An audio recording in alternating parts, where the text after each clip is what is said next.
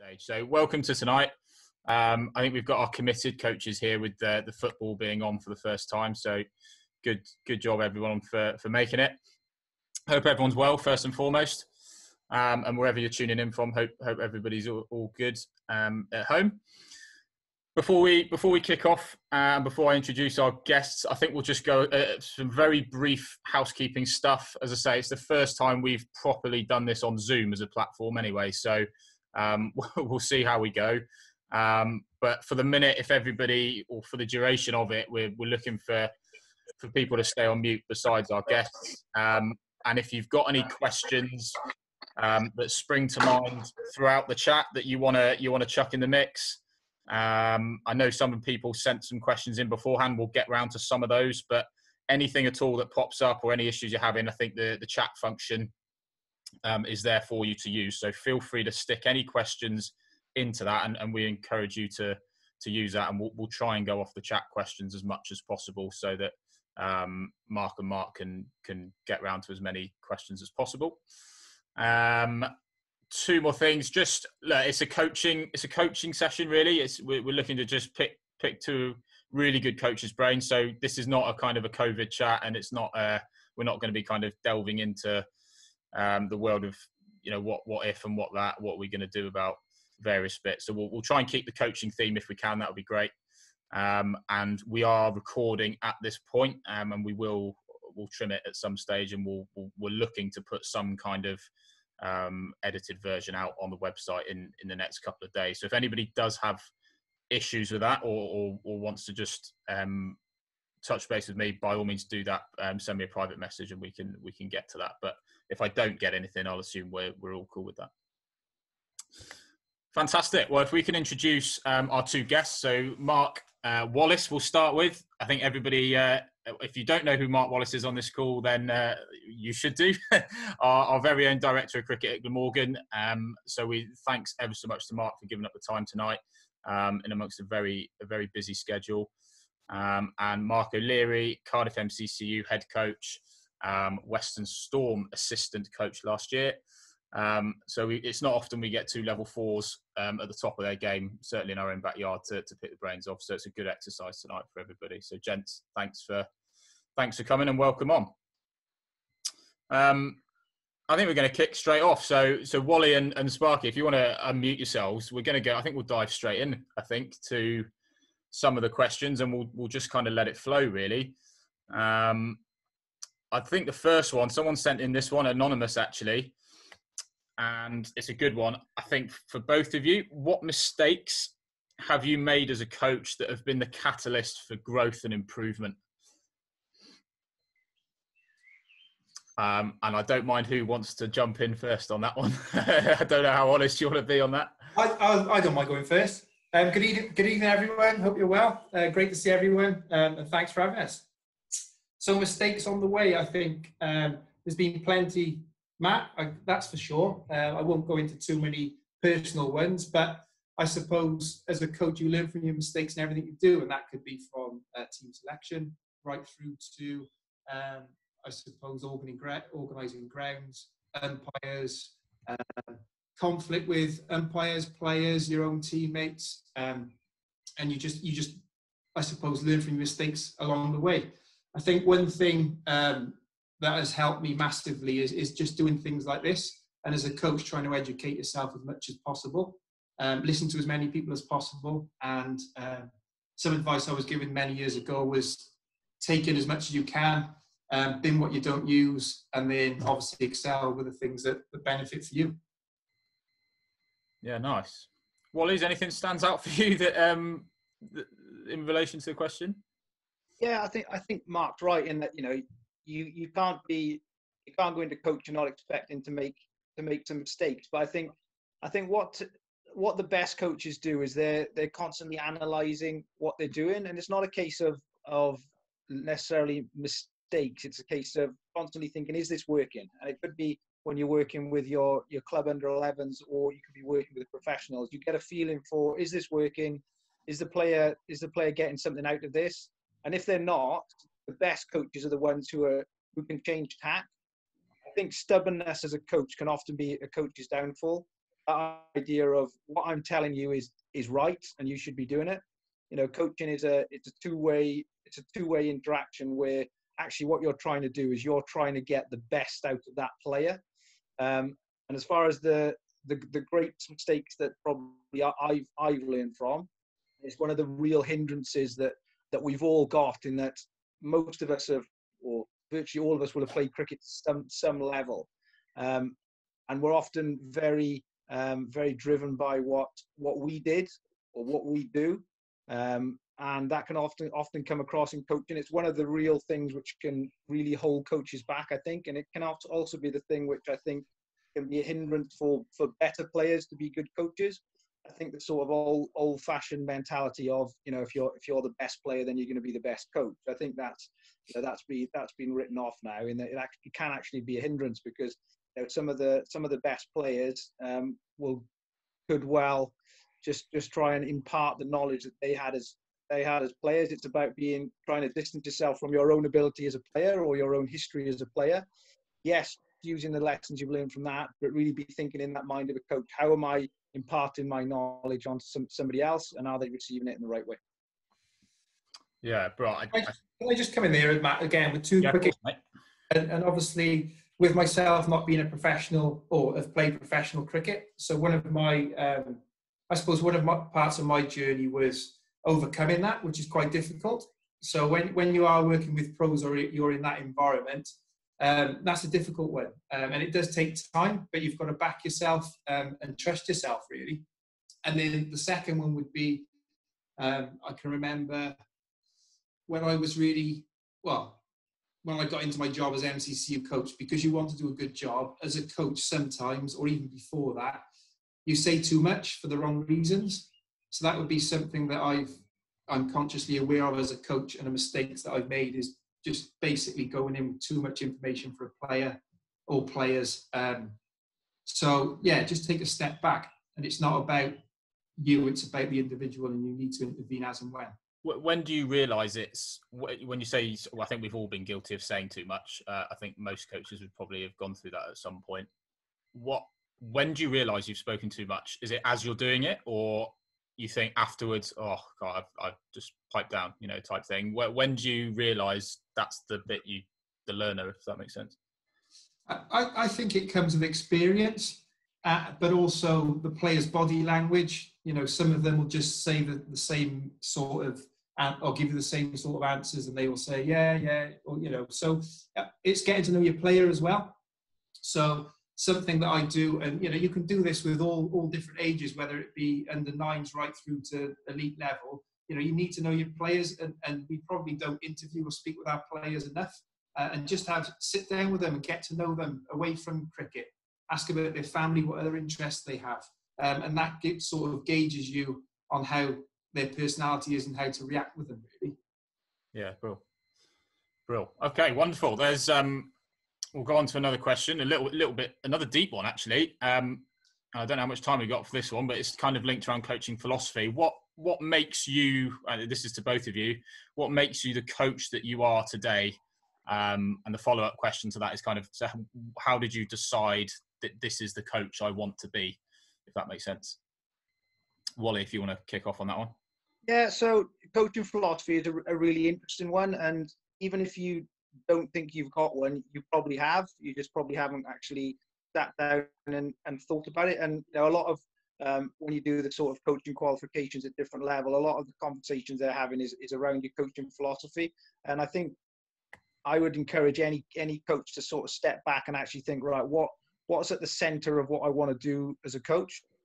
So for some people, it can be, especially if you're coaching young kids, it can be, you know, wanting to see them enjoy their game, enjoy the game. It can be wanting to impart that enthusiasm for the game that you might have felt, and it could be, you know, to be able to see somebody improve. So you know, I must admit, initially my coaching philosophy was very technical.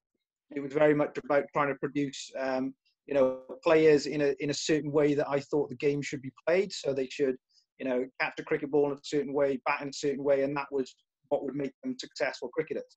But actually, the more I started to coach, the more I started to interact and start listening to players as well.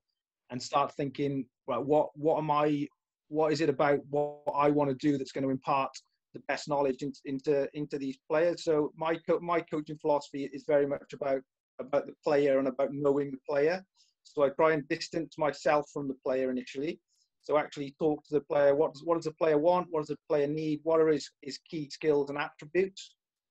And then I'll take a step back and say, right, how can I help him? So my coaching philosophy is very quick. It's very simple. My coaching philosophy is know the player, know the game, know yourself. So they're my kind of three things. Those three things will kind of overlap in different ways. So if I know the player I'm coaching, if I don't know them, I try and get to know them. If I know myself, so I know what my likely pitfalls are. So when I'm coaching keeping, my likely pitfalls are to see everything through the lens that I used to see things. So that's one of my pitfalls. So know that I'm potentially going to do that and be wary of it, and actually know what my strengths are as a coach. And know the game. I think it's crucial as a coach that you have a good general understanding of the game of cricket, a good general understanding of what's going on. So if you're coaching at Wales under 12s or at Gwent under 10s or something like that, know what under 10s cricket is like. Know what these guys are going through. You know, use your knowledge of the game to be able to enthuse these kids. And you know, I don't think anybody would be on their call if it wasn't about enjoyment as well. So, and I think if you have a coaching philosophy, it can really make sure that your sessions are much easier to plan, much more precise, much more focused, and actually you get a bit more enjoyment out of them as well, I think. Yeah, brilliant. Sparky, do you want to jump in on that?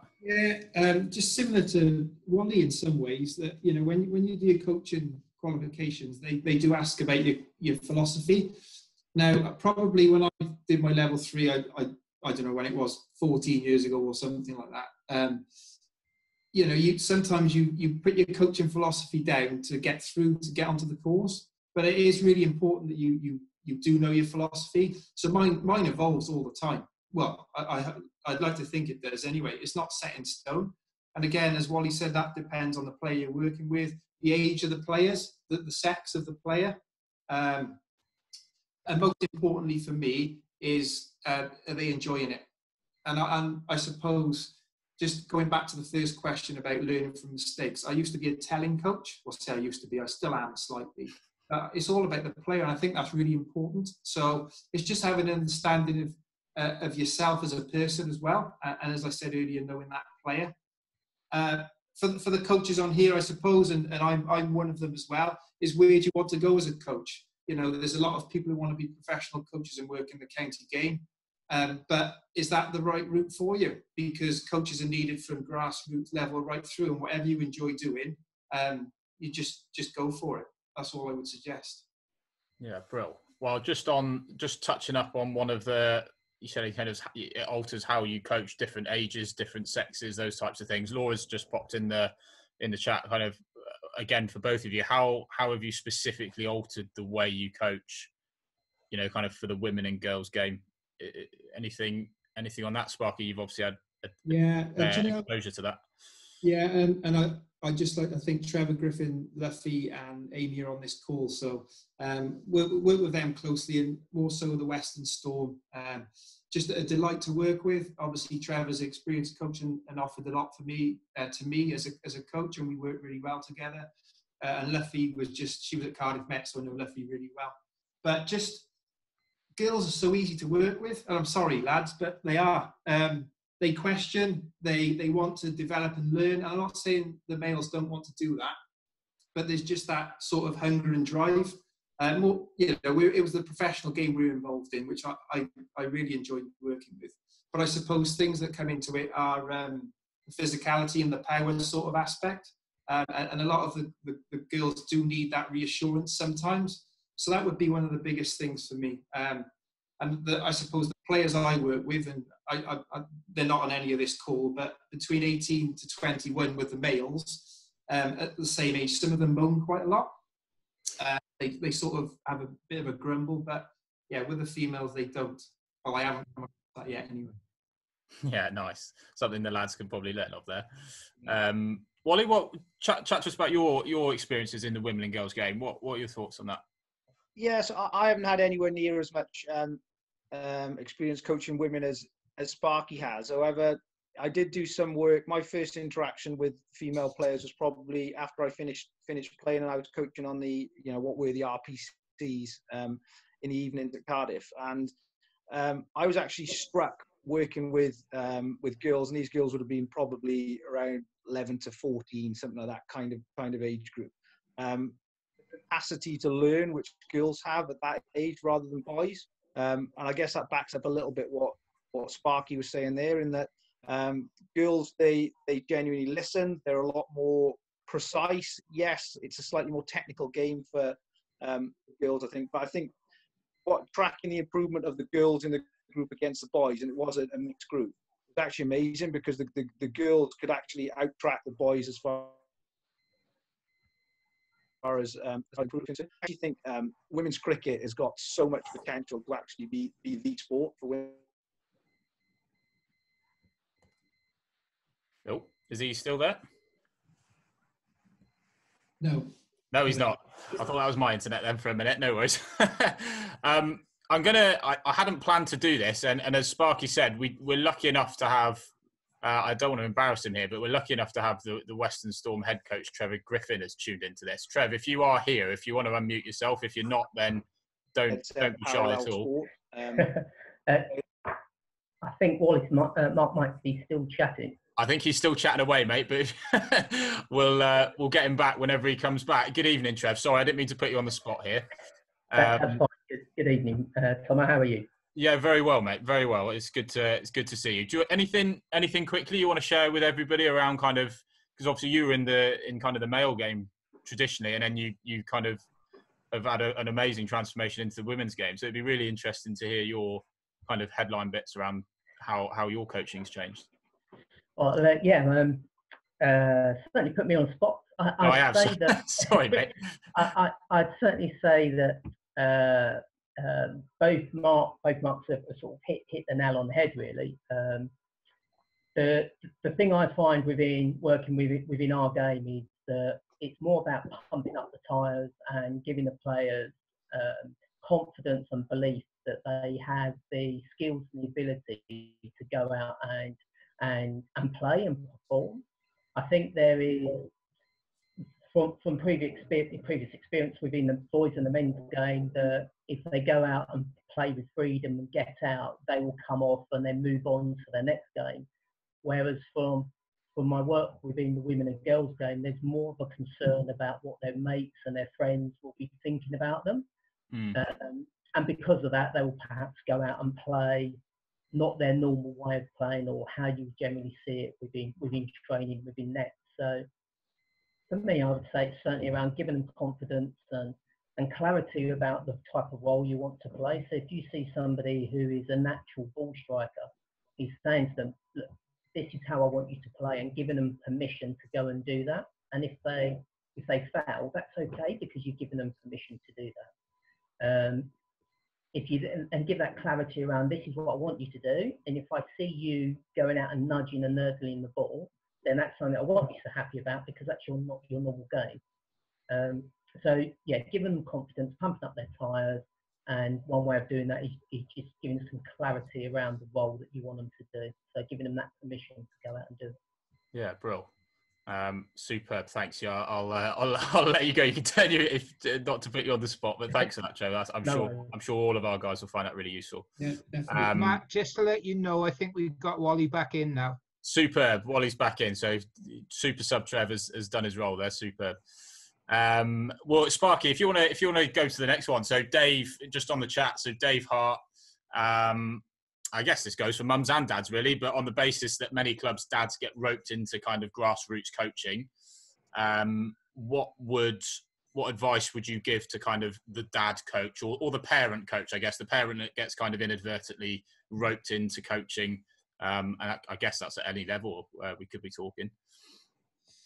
Yeah, so look, it's easy for me to say because I haven't got children, but go for it, get stuck in there.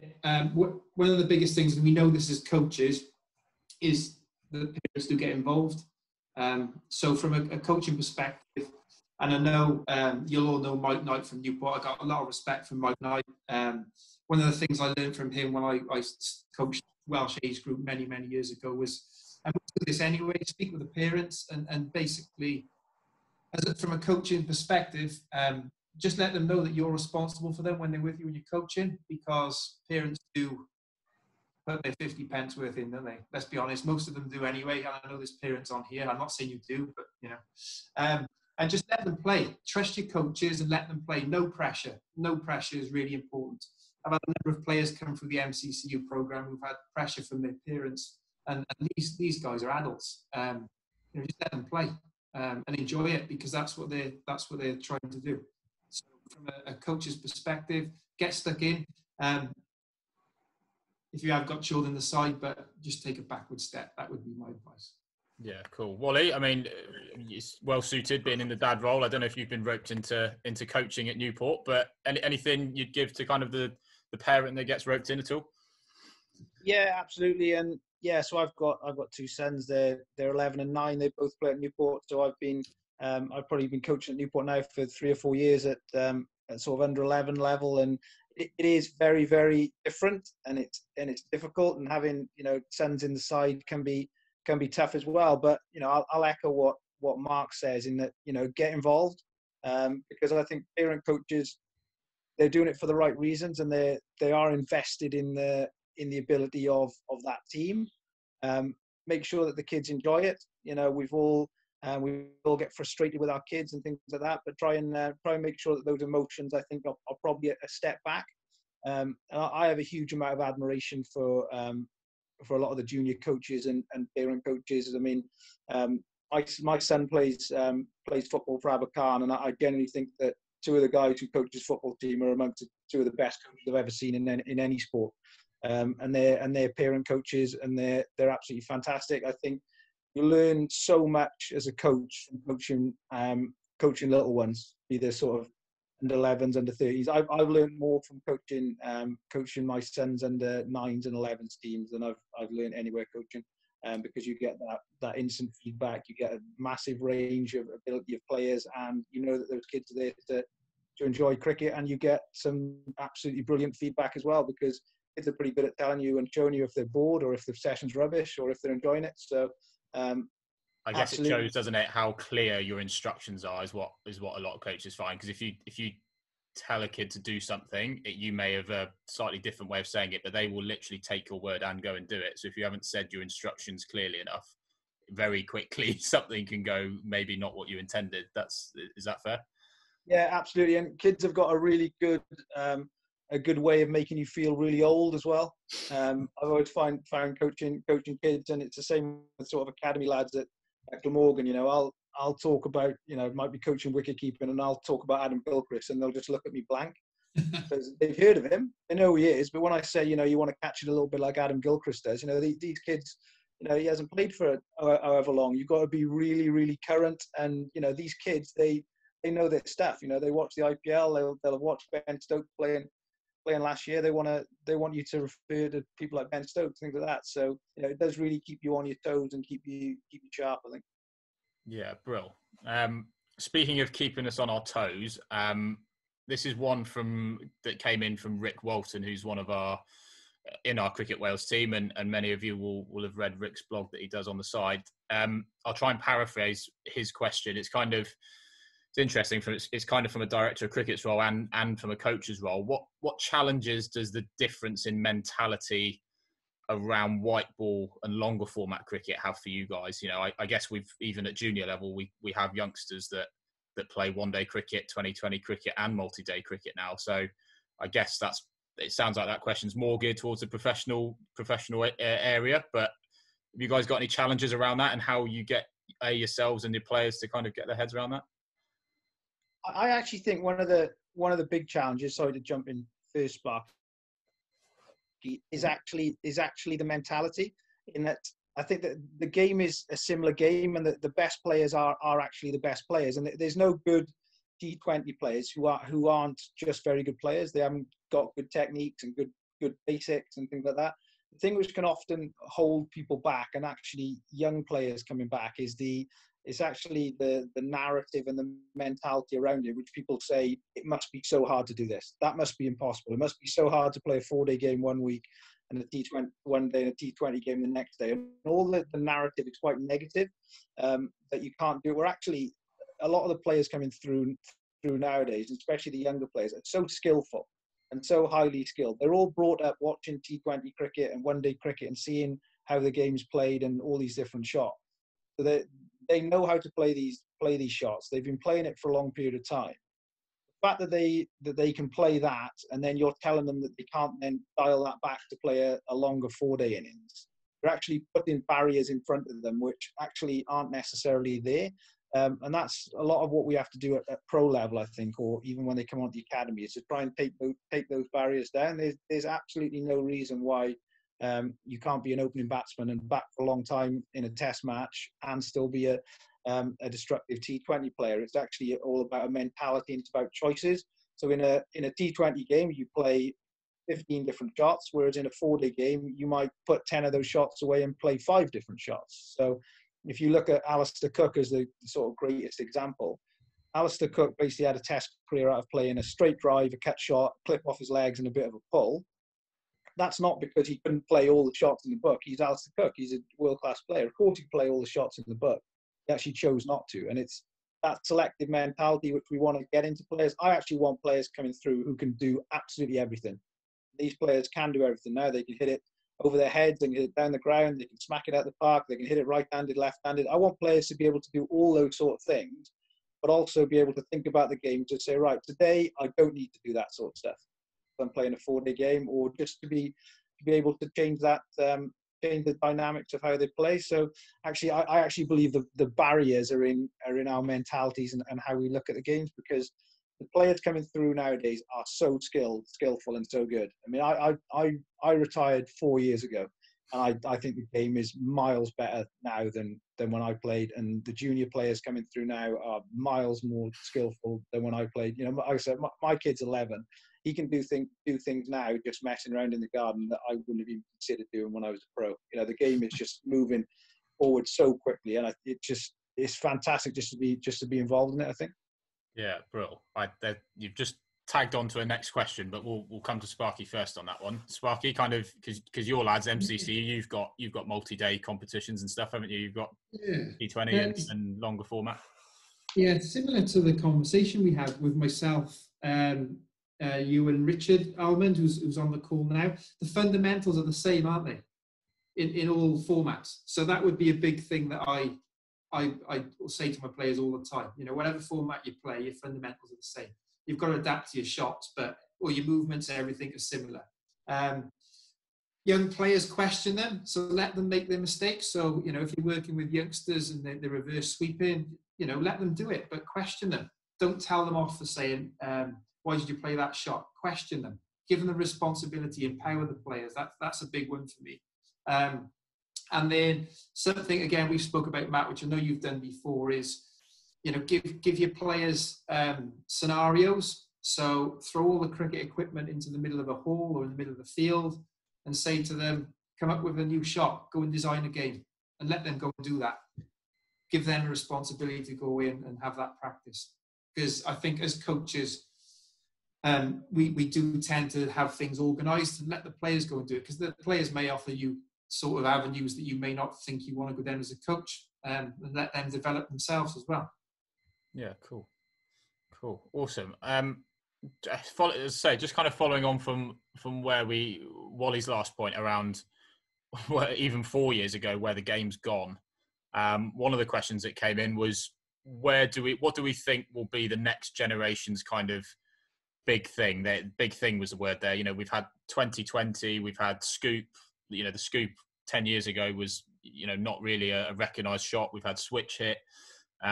Is there anything that you guys, you know, kind of, where do you see, obviously hundreds on the horizon? What is there anything that you guys see as kind of coaches when we talk about preparing players and how the game evolves at a pace? What do you guys see as that next big thing kind of thing? Do you want me to go on? Yeah, go on, mate. It's just dynamic, isn't it? Everything is dynamic. And again, as Wally said, players are so skillful now. They're playing shots that, you know, you've never seen before, and they're brave to do it. So I was a poor cricketer, but I can remember trying to sweep and I wouldn't sweep because I got hit in the face. But they're doing all sorts now. So let the players go and do it and develop. One thing that we spoke about on our chat the other week when Wally was on, there was specialists, and we spoke about keeping. And Wally thinks that, I'm sure he might talk about this now, is that 100 could go to specialist keepers because the chances need to be taken. And, you know, you need to take the opportunities as a keeper. And yeah, so that would be one of the things that I think could come back into the game. Well, anything on that? Yeah, I agree with that. So I think, 100 ball is obviously the next thing, which will, when it does kick off next season, is going to be sort of the next format of the game.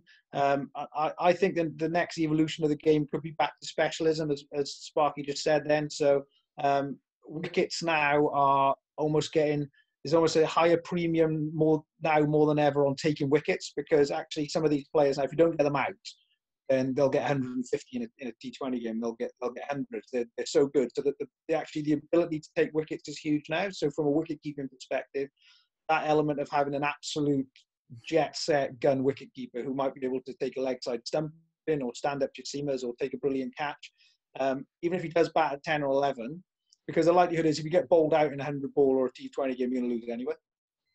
So I think potentially a death of the bits and pieces player and more of a real specialism is one. I think we'll see that in the not too distant future. I think one thing which 100 ball cricket will do, and having been lucky enough to be involved in the draft, one of the things which really came out of the draft was how, if you wanted to look, how many statistics were available on players now, and a lot of the things which you could get from statistics. And I think the 100 ball there'll be a bit of a statistical revolution with cricket. I don't think it'll necessarily get as close to baseball, but I think we will start looking at different statistics. So we were looking at things like average runs off your first 6 balls faced, things like that, how many balls it took you to hit a boundary, all these sort of statistics which led to certain people getting drafted that you think, where's that come from and stuff like that. So I think there's potential for that. And I think further forward, which might be a little bit more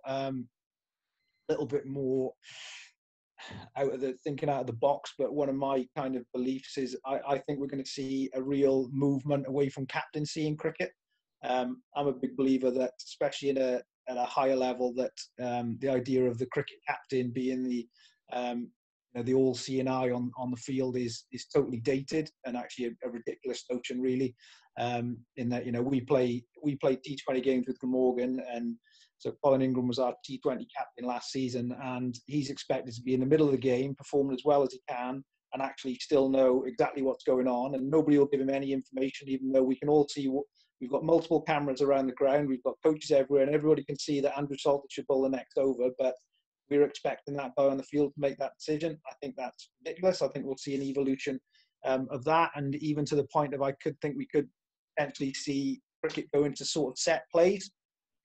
So somebody calls the play a little bit like American football or baseball, because actually if you sit and watch a T20 game for long enough now, and all you do is look at the field that they set, you can pretty much guess they're going to bowl one of 2 balls. Yeah, it's actually getting that close now to set play. So if third man and fine leg are back and a fast bowler's bowling, it's not going to be a ball pitched out, it's going to be short. So the choices are a fast short ball or a slow short ball. So, the game's parameters are there, and I think it's actually where coaches could lead. And I think there may be a bigger push towards coaches getting actually more involved in the on-field game. But we're a fair way away from that, because I think we are traditionalists, and that is anathema to the general public. But we'll see.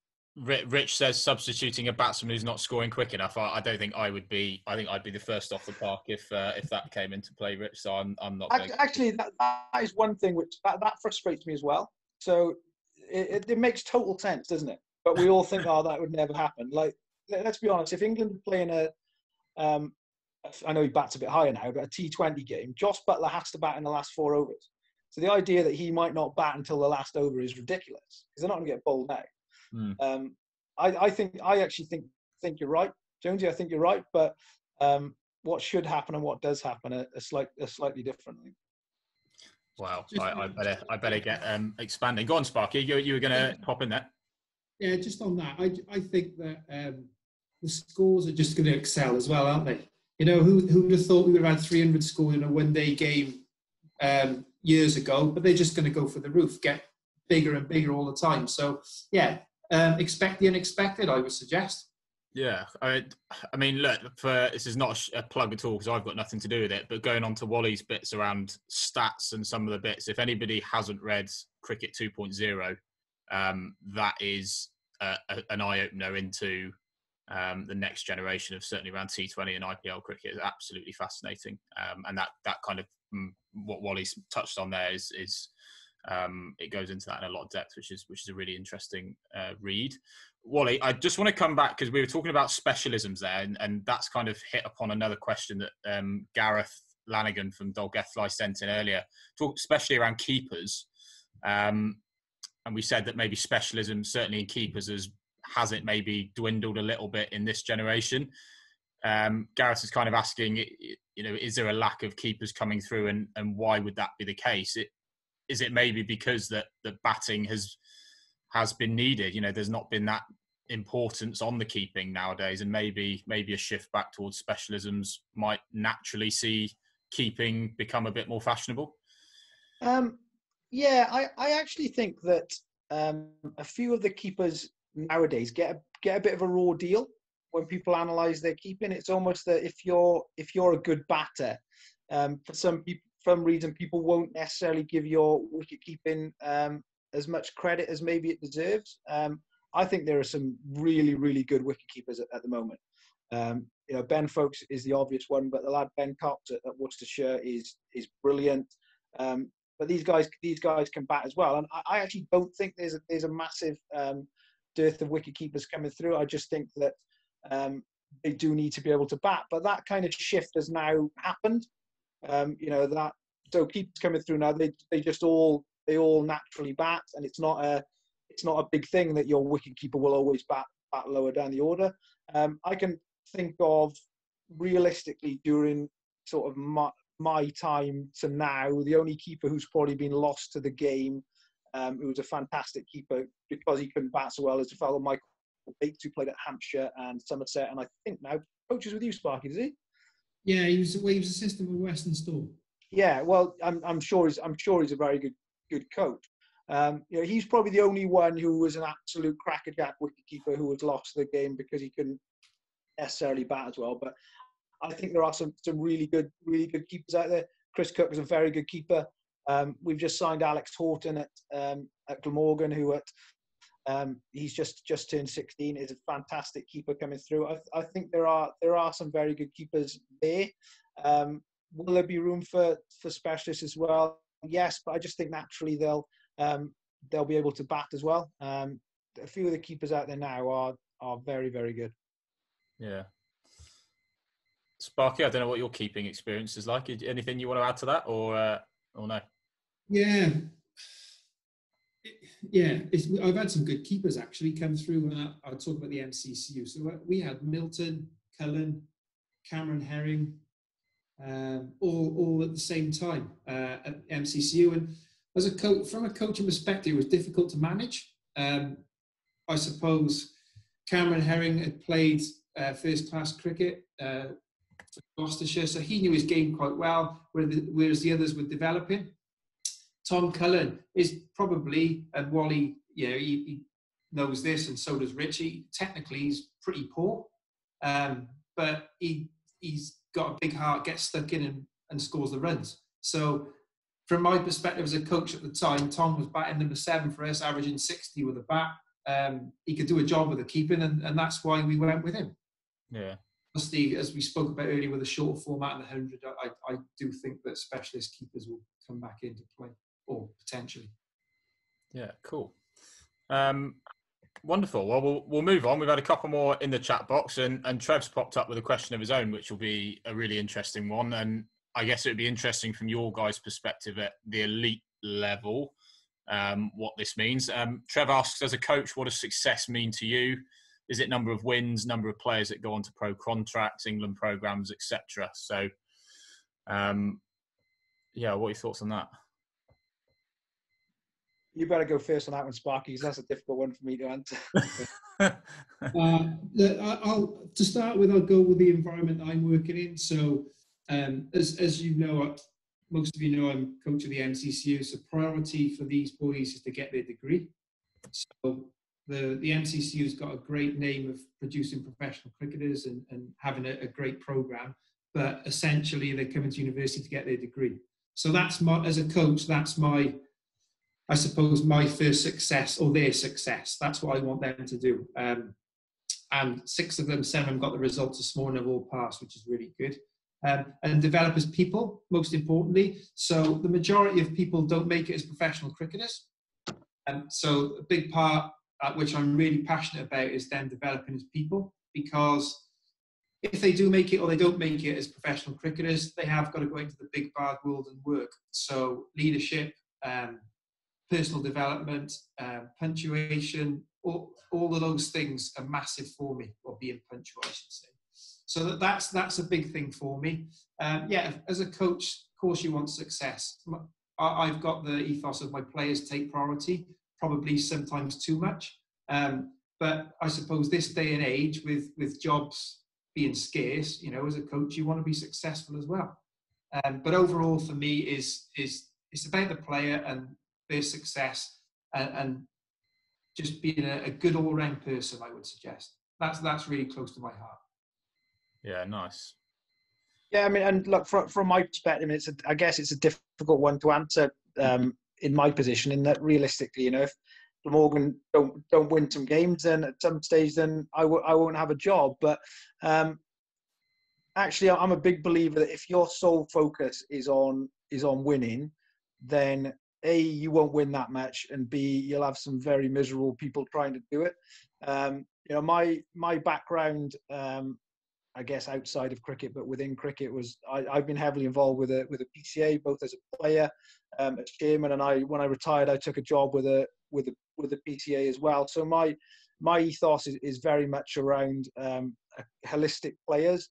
I don't like seeing players come through and all they're focused on is hitting balls and being cricketers, and really that driven all about their cricket.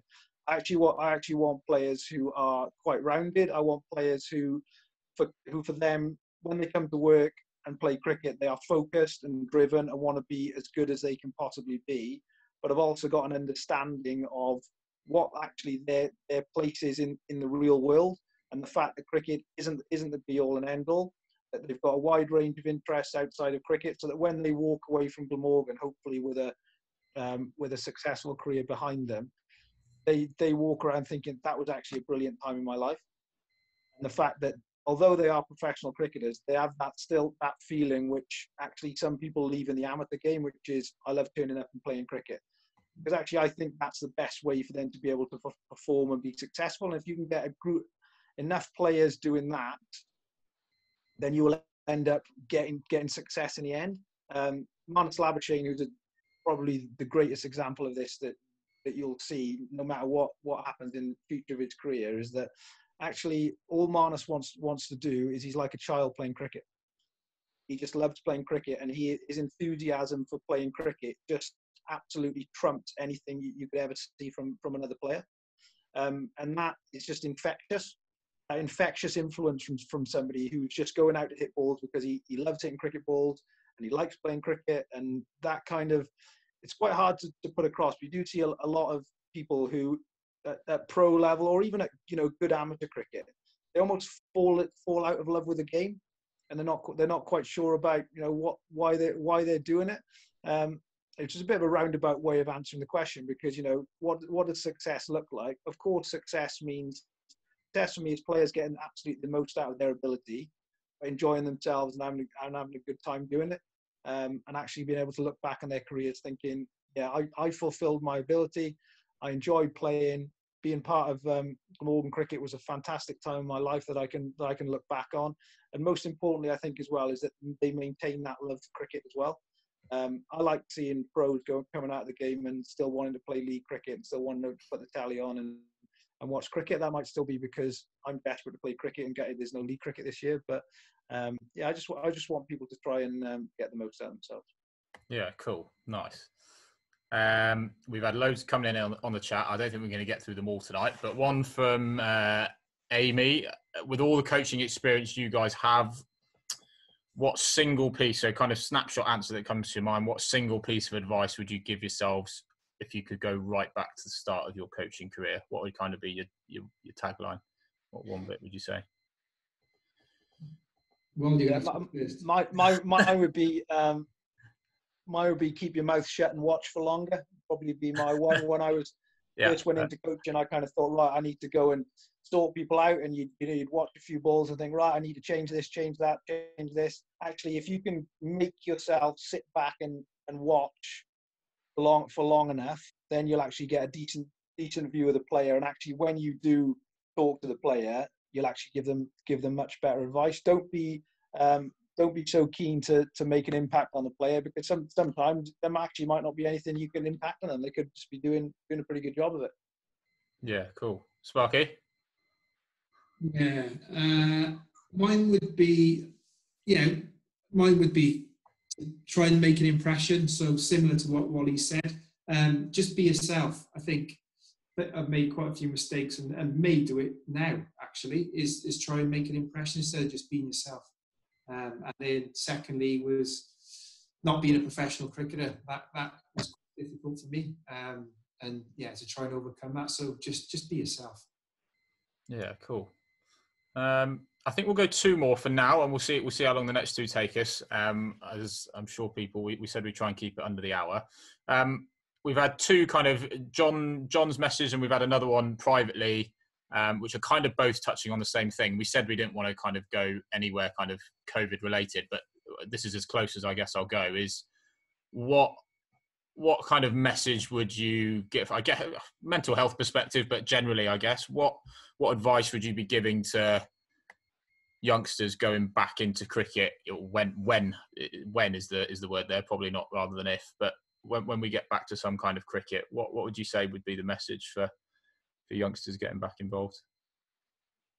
Yeah, my message, and I know Rich tries to get this message into our academy boys as well, is don't be in a rush to sort of get going again. As far as, don't feel like you've missed out and you've got to catch something up, and that you've got 12 weeks left in the season, or whatever it might be, 8 weeks left in the season, and you've got to do a million different things with it, because this is actually a situation which has affected every single player in the country. It's not like being injured for half a season and all your mates are out there playing and all your peers and all your rivals are out playing and scoring runs and taking wickets. Everybody's in exactly the same situation. So everybody's missed this period of time. Everybody's starting at virtually the same time. So just go out there and enjoy this season for what it is. If it's a 12-week season, try and make the most out of those 12 weeks.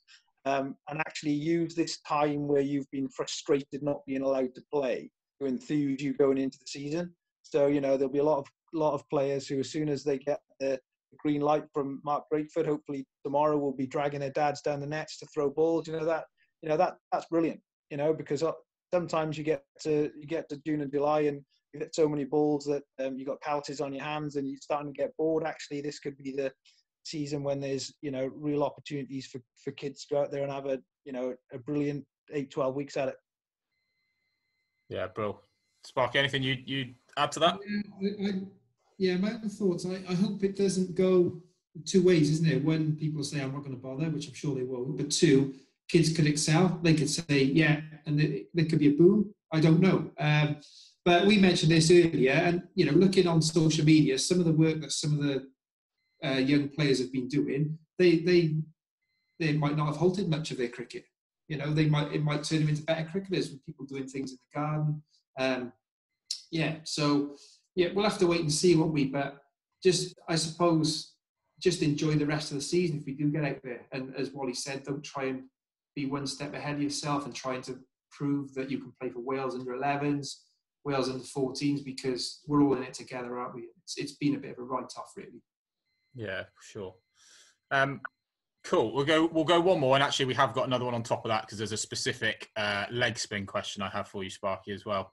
That's the Wally, that is. We'll go with the last one, and it's quite an important one because it obviously centres around a lot of junior cricket, and Cam Bamford and Paul Roberts have both sent in a similar question. Kind of, at times it can be difficult to make young cricketers appreciate the value of fitness and conditioning and the athletic side of it. Have you got any thoughts on how do we kind of get them to be enthused by that? It's easier said than done, I think, for a lot of people. And kids just want to hit balls and they want to almost not bypass a stage, but I don't think it's probably understandable. They don't maybe understand the importance of that sometimes. How do we get them to get excited about that? Yeah, so I quite like challenges. As some of you know, some of my things on social media I do for youngsters or adults, whichever. And an example would be, most people have got a dartboard. So you number 1 to 20, and each one you've got to do a certain exercise or a drill, whichever you throw in, you've got to do. And you could go more, you could pick more activities that you don't like doing. So at the end of the day, just make it fun. So it's not, right, you've got to do this today, we're going to do that today. Just make it as fun as possible. Integrate cricket as much as you can into fitness. I'm a big believer of that. But yeah, just try and think outside the box, I suppose, and yeah, have some fun. Fitness bingo. Yeah. Yeah, absolutely. What would you guys do? Yeah, absolutely. And it's not just kids who who maybe aren't too keen on the fitness. You get that at all levels as well. And I mean, it's actually the skill of the coach. And at most levels, it's the coach who has to do the fitness as well. Is exactly trick them into it, involve it in a fielding session, involve it in something else which you're doing. Get them, as Mark said, playing a different sort of game. Have forfeits for something which is wrong, which might be fitness related. Just kind of pull it in. But also, if you've got somebody who's kind of not really engaging with the fitness, you don't tend to get much value out of just going up to them and saying, listen, you're too fat, you need to do this, you need to do that, and going into that tell culture. But it's more take the opportunity to kind of point things out. So, there's plenty of information out there. The beauty at the moment is in cricket, there's so much information out there about the best players. Ben Stokes will openly say that he's gone on a fitness, a huge fitness regime in the last 12 months, and the results are there. Same with Josh Butler and these sort of people. You can sort of nudge people in the right way, and when maybe one of the fit lads gets some runs, you can sort of point that out and use it in a subliminal way. And it's those guys who are maybe slightly different, maybe super talented guys who don't like the fitness, or guys who are super fit and don't quite get the other stuff. They're actually the guys which it's easy as coaches to be like, oh, I don't really want to get involved with him because he's this and that. They're the guys which are the brilliant ones. They're the ones which challenge you as a coach, and you can get the most out of, because they're the ones you can be sitting in the house thinking, crikey, how am I going to get through to this guy because he's so good? He just needs to be able to bowl me 10 more overs a day or something like that. Yeah. It's a really good point, because kind of Stokes being the example there, like he was out on his tyres, wasn't he, in the World Cup final? Like the clarity of thought you still need to be making those decisions, under the amount of natural fitness he must have to be able to still perform at that level is, that's a really good one.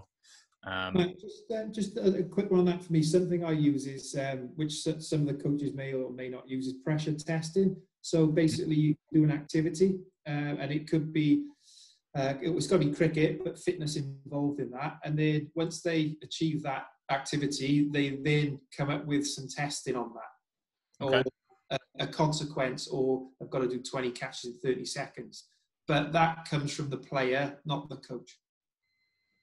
And you can see how they perform under pressure then. So you're making it fun, and you're giving the responsibility to that player as well. Yeah, I guess you'll see which players want to properly test themselves and which ones want to have an easy ride as well. Cool. Wonderful. I think we'll almost wrap it up there. Sparky, I said I had a leg spinning question for you, and it's come from Maxon, who I believe is on this call with us from Gorse Signing under 13s. I don't think we're expecting any under 16s on this, but it's absolutely fine. It's good to have you. Maxon asks, I'm left arm leg spin bowler, which is great in itself. Can you give me any tips or advice? So your headline tips for a left arm leggy, Sparky. Yeah, where is he? Is he on the screen? Yeah, I got him. Hi, Maxine, how are you? Yeah,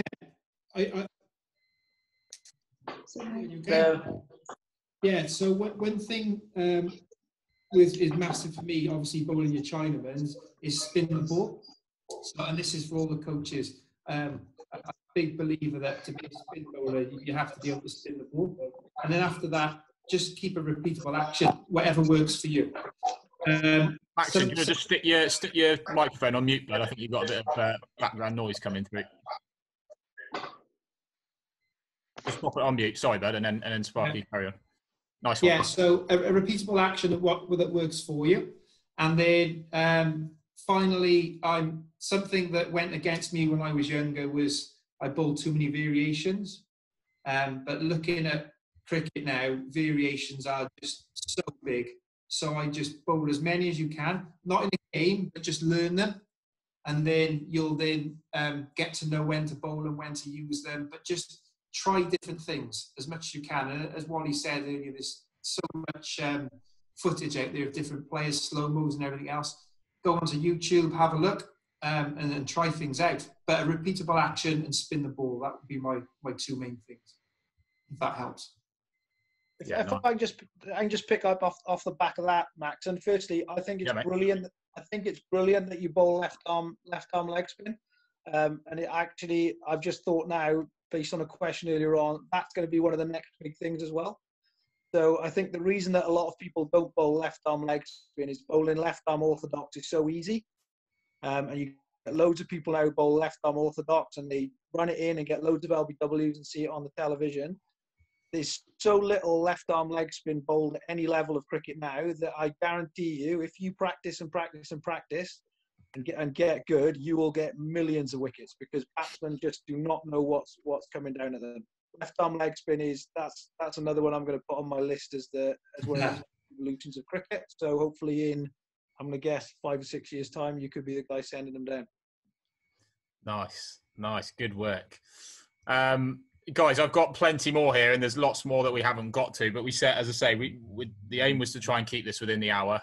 So I think for now we'll probably knock that on the head. Guys, thank you so much for the questions, and Wally and Sparky, thanks for your input, and Trev as well for substituting in for Wally during his Wi-Fi problems.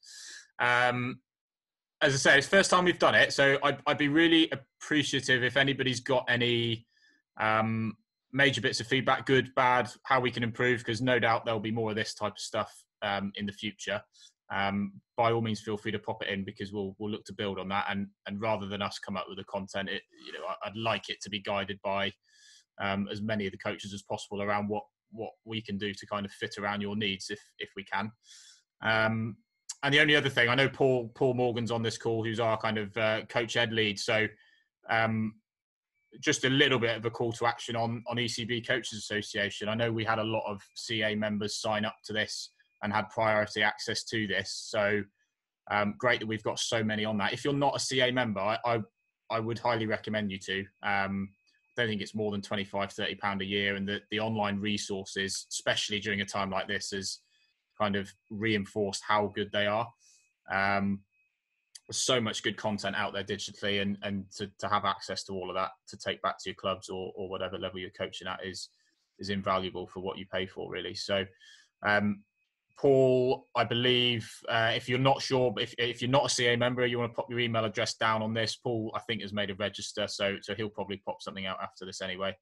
But yeah, definitely have a look. Matt, just if I could say, if anybody's not, if they get in touch with me, I can send them out the link to join straight away. I think most people are, but I know there's a couple out there who are not. Superb. Brill. Thanks, mate. In the meantime, I think you've got a little bit of time to catch the end of the first half of the Man City game, which is ideal. And fingers crossed we'll get some good news in the next couple of days, and stay safe, everybody. We will hopefully be on the park soon.